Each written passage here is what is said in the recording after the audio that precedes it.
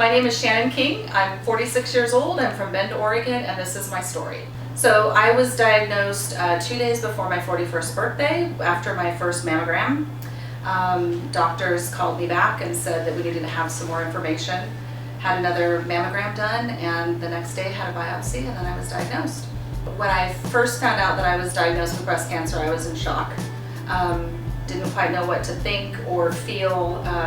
Got on the internet, did a lot of research, and made an appointment with my surgeon to follow up and find out what I needed to do from that point forward. So when I found out that I was diagnosed, I did a lot of research, did a lumpectomy. The plan was lumpectomy and radiation, and then went ahead and did the lumpectomy.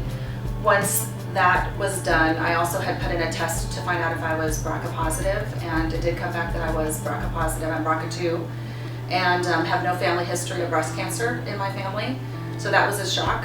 Had about 2 weeks to make a decision as to how I was going to proceed after finding out my BRCA status. Did a lot of research on the internet, did talk to some people, and got second opinions from doctors, and decided to have a double mastectomy with a salpingo oophorectomy at the same time. So salpingo oophorectomy is when they take your fallopian tubes and your ovaries, and everything else is still there, but those are the areas that with BRCA status you can have more cancer in those areas, so that's why they take those. And then the breast, just so I didn't have to worry about being constantly checked every year. Yeah, I think my silver lining through this process has been telling my story, because I think it's important for people to know with no family history you can have this gene.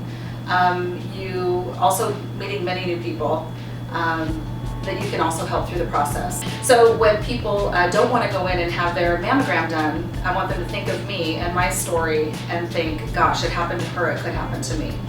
I would give a young woman the advice to make sure that they follow their doctor's recommendations for when they need to have certain tests, whatever those are in their life. I waited almost a year, and I'm glad I didn't wait any longer, because that is not certainly something that I would normally do, but I did, and I'm so glad I didn't wait any longer, because it could have gone a whole different way for me.